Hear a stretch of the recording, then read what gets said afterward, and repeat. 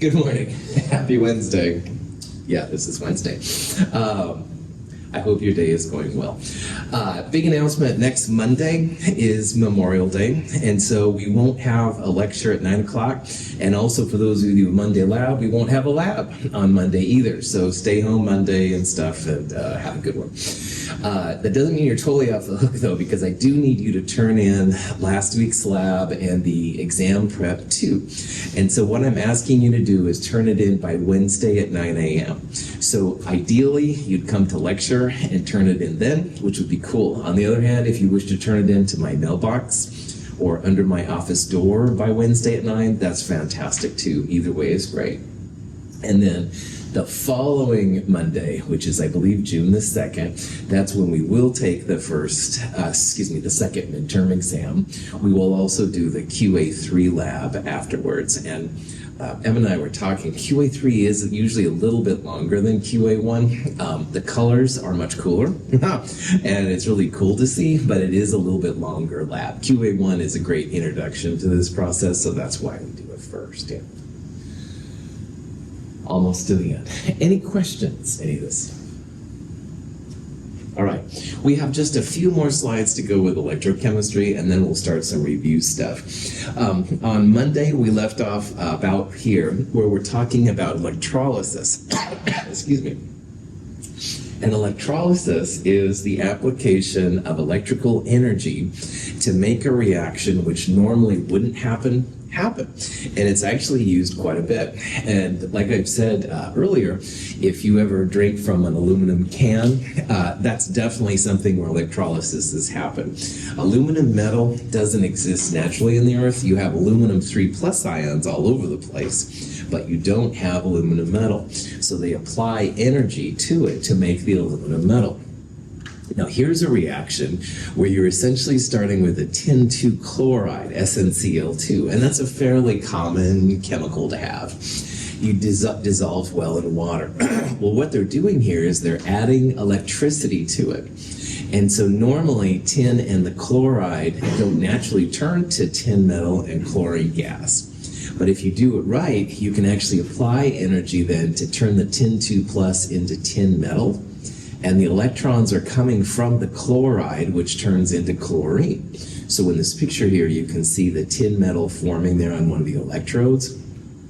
And here's the chlorine gas, that kind of yellow color is indicated like that. So that's pretty cool. I mean, you can do things that normally you wouldn't be able to using electricity. And it's not that we're cheating thermodynamics by any means. You're just taking other product-favored reactions. For example, water going through a dam, all right?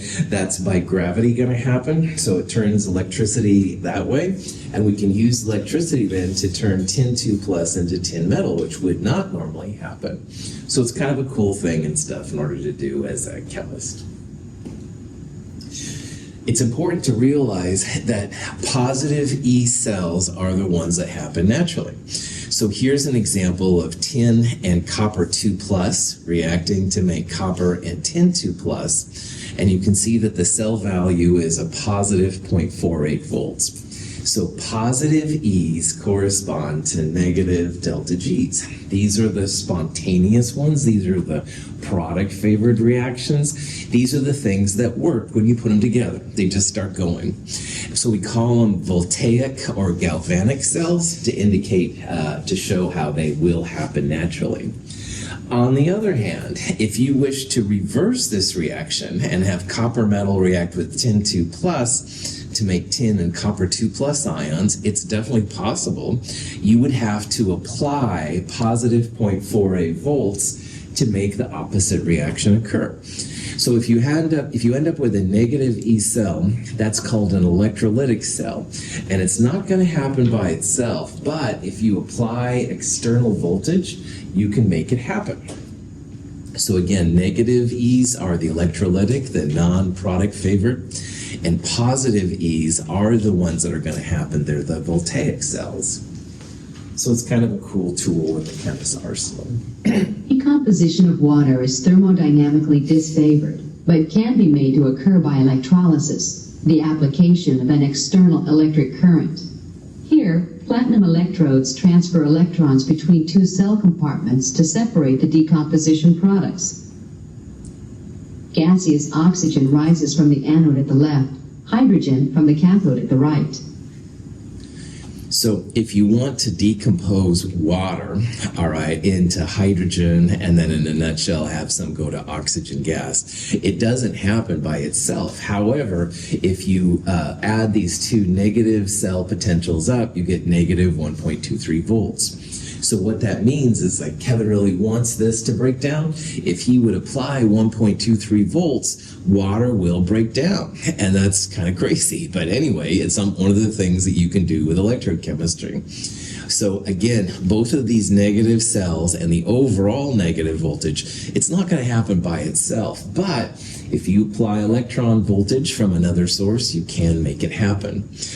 I like this little video because at the end here, you can see how this side is basically twice the volume of this side.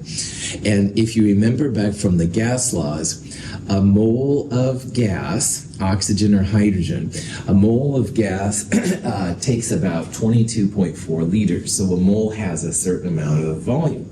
And in this reaction, you've got twice the H2 is O2. So that's kind of why you see twice as much of volume and stuff being created. So, all right. Excuse me. If you have sodium chloride and you have it molten, i.e. sodium chloride heated up and stuff to make it a liquid, you can make sodium metal and chlorine gas and stuff, and that's totally cool. So I've used sodium metal once in a while for demos. Sodium metal isn't something that exists anywhere in the world naturally, but you can make it if you apply electricity to it. So the electrons, if you will, are forced into the sodium ions to make the sodium metal. And then usually what happens is the chloride is the source of the electrons. The chloride makes chlorine. So it takes quite a bit of voltage. Negative 4.07 volts is a pretty high amount for most of these cells. If you look in the table we used in problem set 5, the biggest ones were about 3 volts. So 3 and 3 would be about 6 of a maximum. So this is getting closer to the most powerful type of cell possible. But anyway, doesn't matter. If you apply 4.07 volts to liquid sodium chloride, so you have to heat it really high, you do make sodium metal and chlorine gas, which is just insane stuff, but it is something that's possible. Now, if you have aqueous NaCl, which is a lot easier to do, you put table salt in water, sodium has a higher potential than the water breaking down. So in aqueous NaCl, you unfortunately, or fortunately, depending on how you want to think about it, you don't see the sodium metal form. But what happens instead of sodium ions going to sodium is the water starts to break down again into hydrogen gas. So because this voltage is a little easier to do, that's why it happens before the sodium breaks down. So if you're going to make sodium metal or potassium metal or any of the group 1A metals, you have to do it in the molten form because water breaks down before the metal forms. Chloride is oxidized for reference because of kinetics. Yeah, that's whatever. You can actually see huge industrial plants like this. I've always wanted to, I never have, but where they make chlorine. And chlorine is used for bleach a lot, which is a big time thing. Chlorides have uses all over the place, from good things and also some not good things. But anyway, the chloride is usually formed from sodium chloride that's been dissolved in water. And they can make chlorine relatively easily. There's no chance of sodium happening because it's a higher potential, but they have these huge tanks and stuff like that that make the chlorine. And from that, then they can make sodium hypochlorite, which is the active ingredient in bleach. Once in a while, someone asks me, how can I make a lot of money, Dr. Russell? And I'm like, anyway, I usually refer them to catalysis and stuff like that. However, Charles Hall, apparently, he was in a chemistry class, and apparently he did this. He says to his instructor, how can I make a lot of money? And the instructor said, boy, if you can make a process to create pure aluminum, you will be set. And Hal, with a couple other people, actually went around doing this, which was fantastic. And aluminum was made through electrochemistry, which is really cool.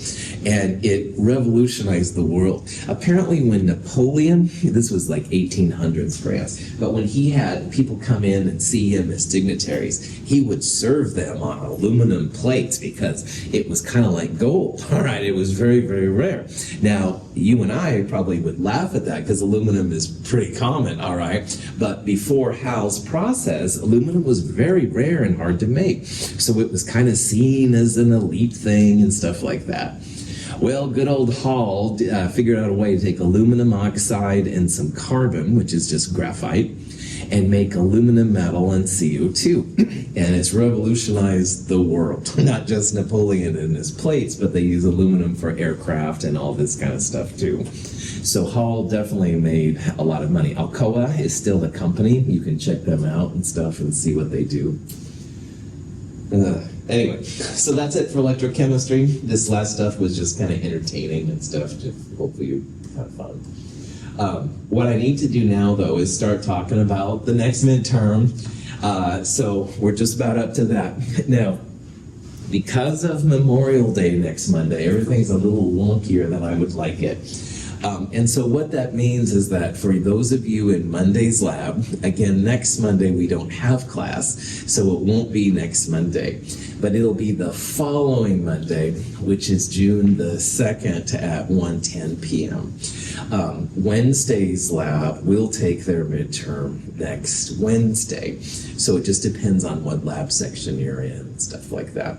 But either way, this midterm is basically over chapters 15, 16, and 17. 15 was solubility, KSP, using some formation constants, stuff like that.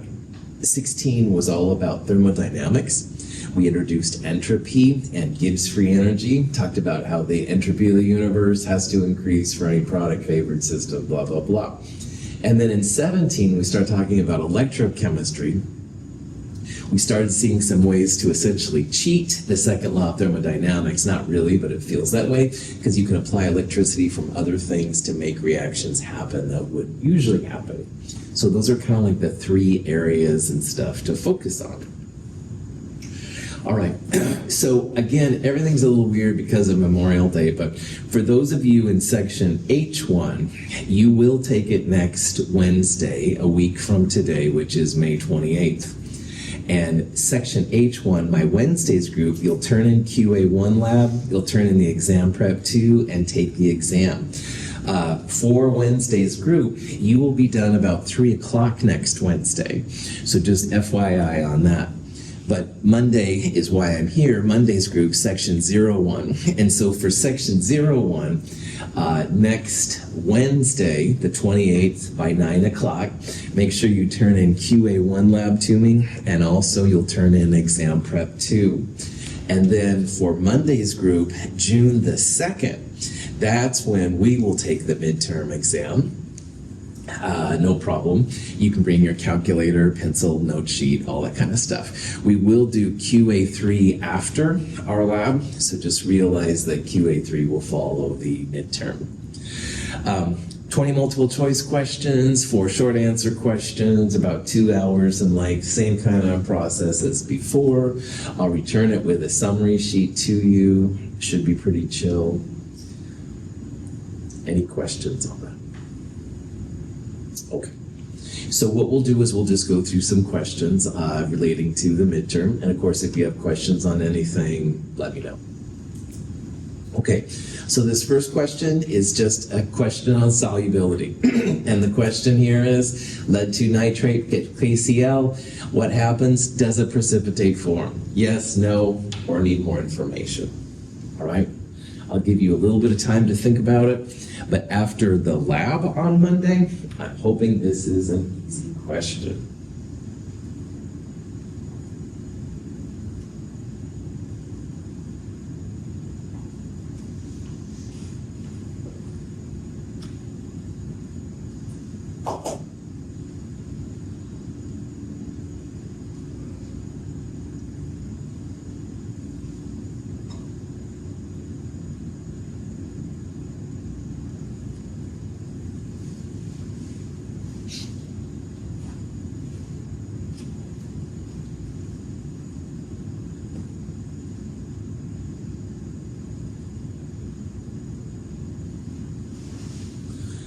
Okay, in Monday's lab, you added lead and silver and mercury together. And the first thing you did once you had your known and your unknown was you added HCl. Now, HCl is an acid, absolutely, but we really don't care about the acid part. What we're trying to add is a source of chloride. Because if you have silver plus, mercury 2,2 plus, or the lead 2 plus ion, a solid forms.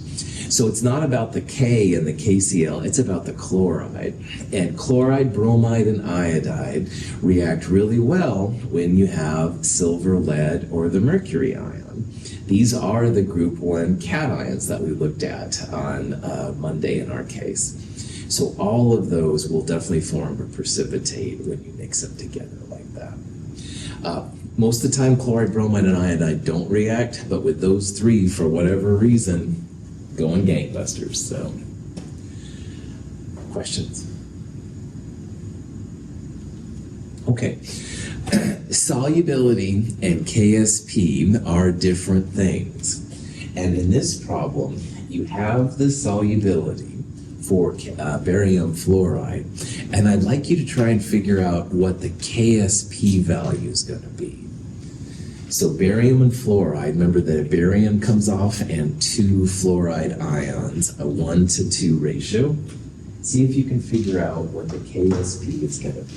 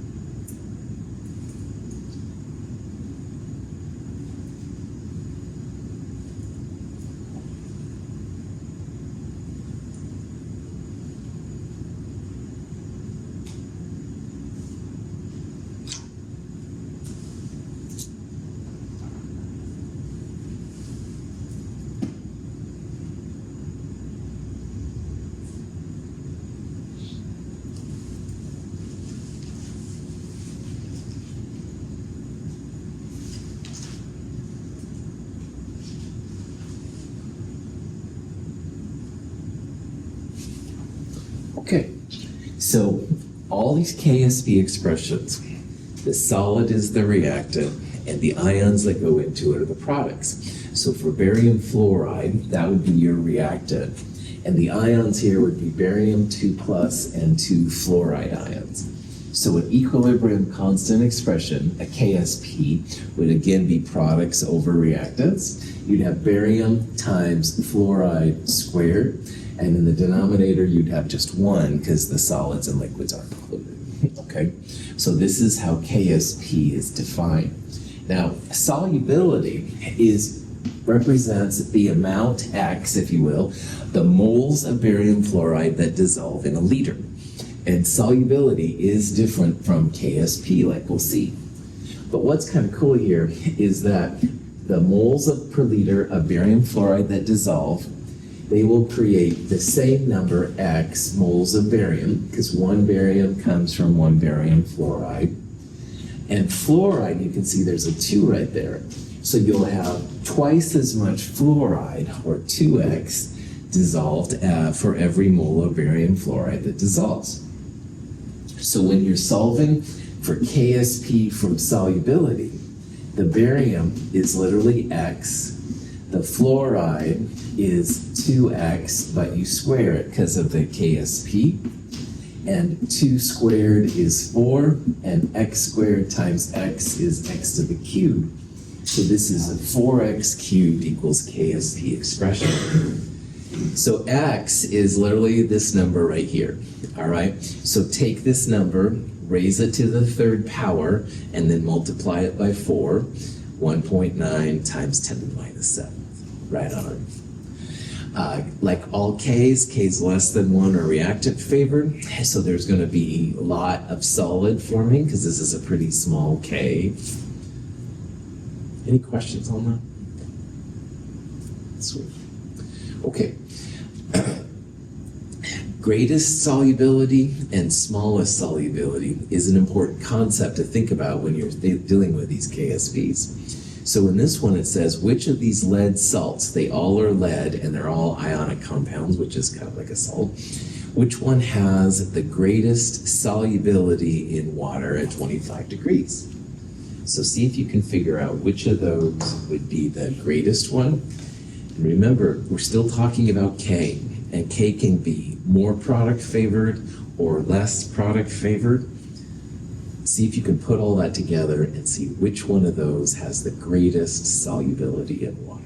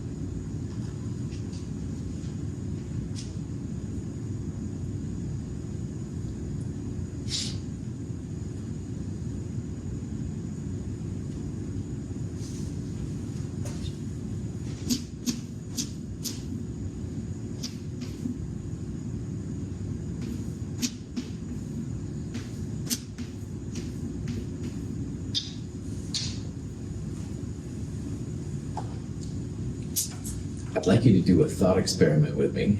Pretend that these are all KSP values, all right, or equilibrium constants, all right? We talked about at the beginning of the term how as K gets greater than 1, that's when you have product favored, and if K is less than 1, you have more reactant favored. So of these 4 numbers, 1,000, 10, 0.1, and 0.001, 1,000 would be the most product favored, all right? You'd have the most product. And this one would be the less product favored, the most reactant favored, because it's the smaller one. And this is how you can think about these numbers as well. Now, KSPs are always less than 1, so it would be like comparing 0.1 to 0.001. But 0.1 is more product favored, closer to these numbers, than 0.001. And all of these numbers here are all based on having a solid on the reactant and the ions that are products. So the bigger the K, the more ions you're going to have, and the smaller Ks will have more solid. But between these two, 0.001 would have even more solid, if you will, than 0.10. So bigger K means more soluble. So all of these numbers are less than 1, and they're all going to be easy to see solids, all right? But of all of these, 10 to the minus 4 is the biggest number. It's the biggest small number, which I know is kind of deceiving, but that's kind of what it is. So you're looking for the biggest small number to tell which one is most soluble, all right? So 10 to the minus 4 is going to be the most soluble value up there. We would say that lead-2 sulfate is the most soluble. Now, likewise, if I asked you which was the least soluble, you would look for the smallest K, all right? And this crazy PBS, you like look at it and it makes a solid. It's very, very insoluble, very, very small K. So again, if you have a bunch of Ks, all right, the biggest one, they'll all be small, but the biggest one will be the most soluble, and the smallest one will be the least soluble. Questions on that? Cool. So here's another kind of question. This is a question where you have a mixture of sulfite and sulfate, and they're not quite the same concentration, but they're pretty close. So the question is, which one precipitates first, calcium sulfite or calcium sulfate? And I'm just going to give you the answer here because that's what we just went through a little bit ago. Smaller KSP is going to be less soluble, all right? So if you're adding small amounts of calcium in this case, the smaller solubility will be the first one to pop up. So we would say that calcium sulfite here is the less soluble.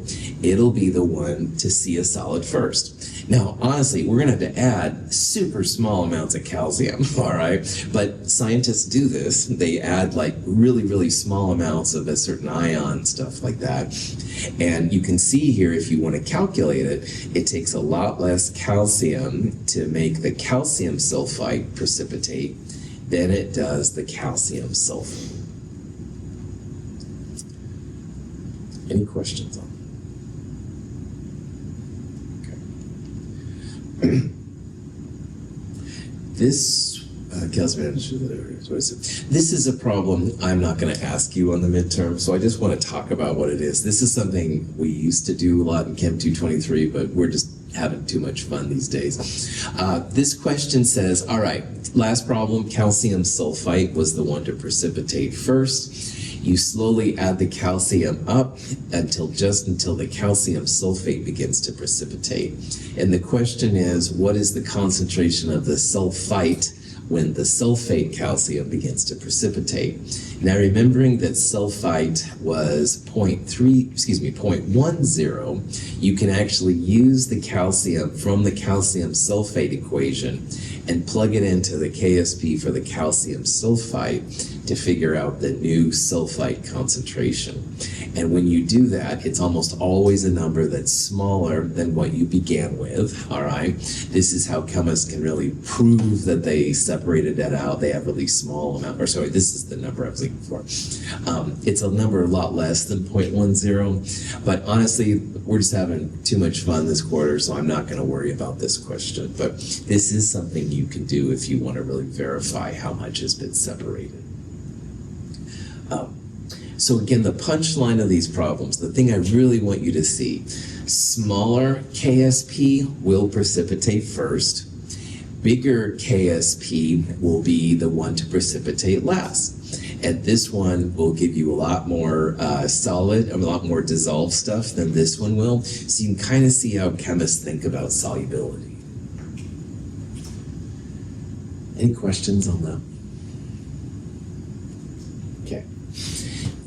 here's a question that you can figure out based on the KSP. I'd like you to find the pH of a saturated solution of magnesium hydroxide. So in this question, we don't have hydronium and we don't have hydroxide initially, but we have KSP. And from KSP, you can find hydroxide, and from hydroxide, you can find pH. So see if you can figure out all of this and stuff as we go through here. You want to first turn the KSP back into solubility, and then turn solubility into hydroxide, and hydroxide to pH. So see if you can figure out how this rolls.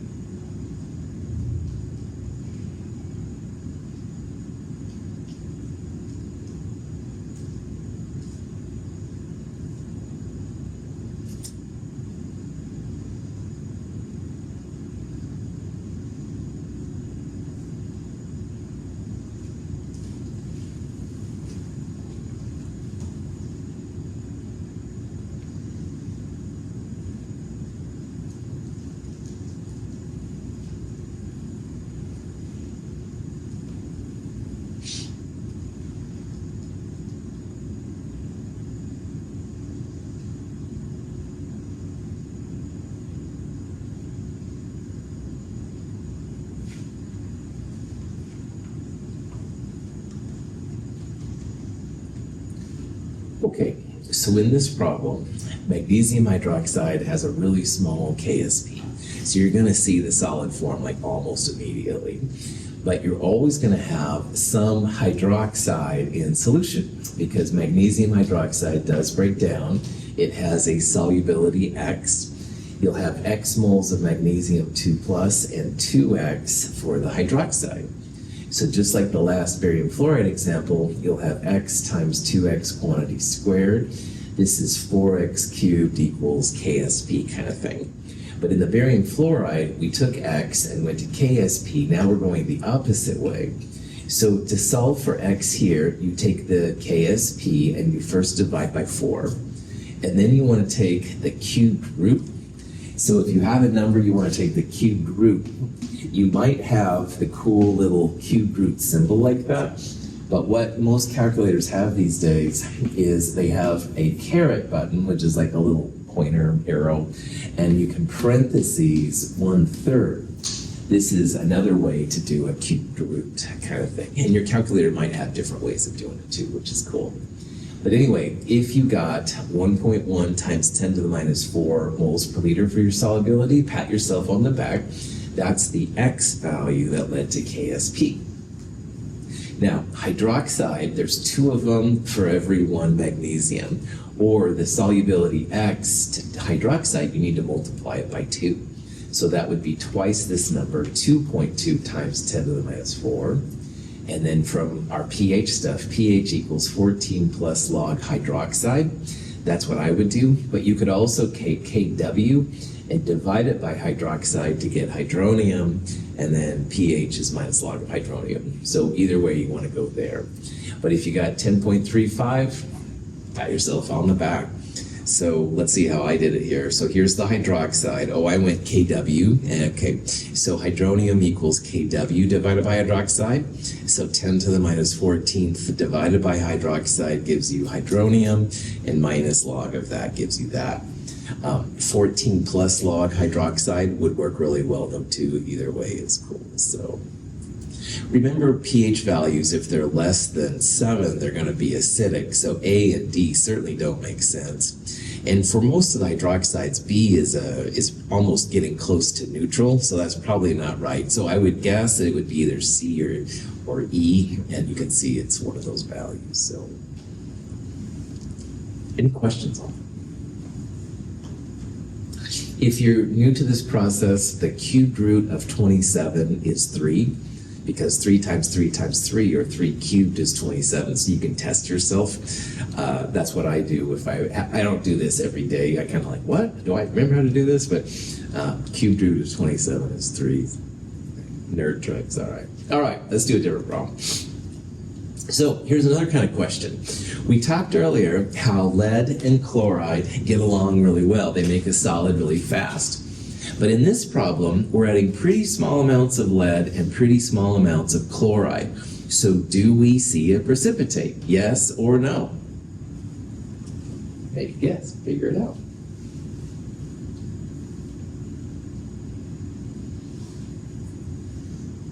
There's a couple ways to do this problem.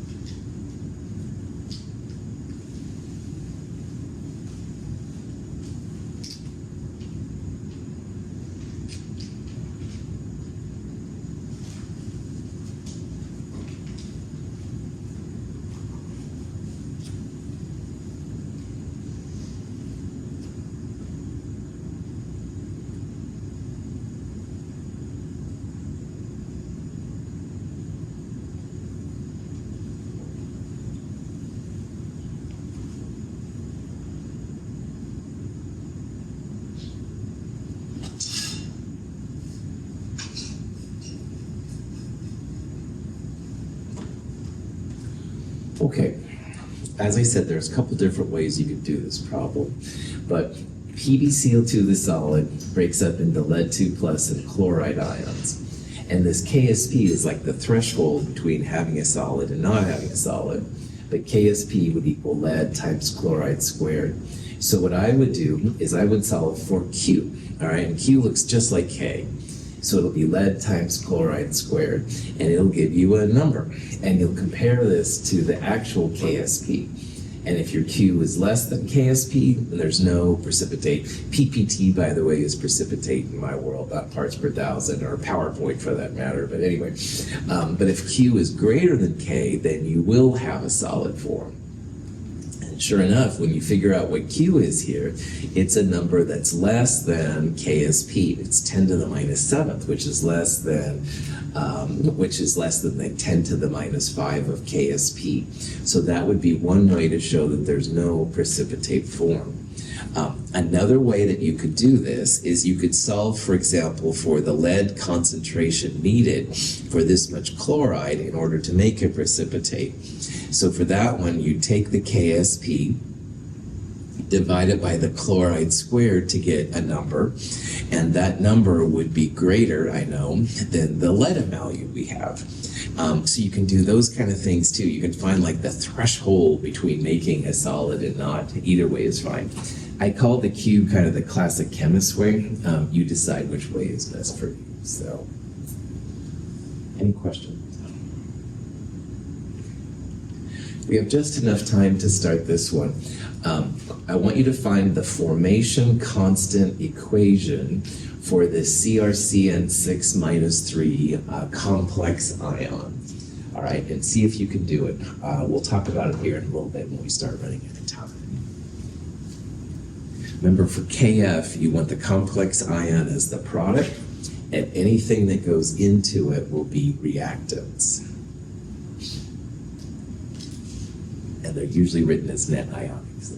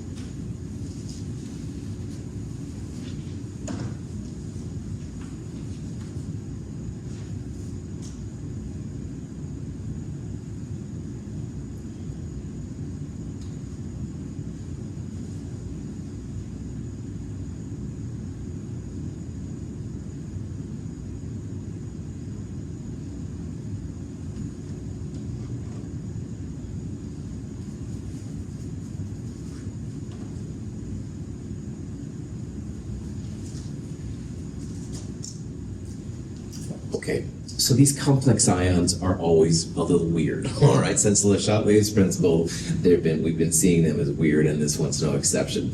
probably how scientists would make this. They would take chromium-3 nitrate, which is very water-soluble, add some sodium cyanide, which is also soluble. They'd make the complex ion and some sodium nitrate and sodium. But complex ions are almost always written as net ionic equations. And if you remember from Chem 221, you want to pull spectator ions out before you have an ionic equation. So the sodium, for example, I should have put an aqueous right there. The sodium is in aqueous pieces on both sides. So that means that sodium is one of the spectators. You can break apart the aqueous, but you don't break apart the complex ions and weird things. Same thing for nitrate. Nitrate's in aqueous, nitrate's in aqueous, so there's two spectator ions in this one. So if the complex ion is the thing to focus on, the net ionic equation would be chromium-3 plus 6 cyanides, making the CrCN6 minus 3 ion. The formation constant, where the Kf value would come from then, would have the complex ion as the product in the numerator, and you divide it by the chromium and cyanide to the 6th power in the denominator. That's how you write these crazy things and stuff if you want. So for complex ions, the complex ion is the product, and whatever goes into it are the reactants. And again, they're almost always net ionic reactions, so pull out the sodiums, potassiums, nitrates, stuff like that. Any questions? Cool. All right, on Friday, we will start we'll start with an entropy problem. There we go. We'll start with this, which is delta S products minus reactants kind of stuff, but we'll save that for Friday. Thank you for being here. Have a great day.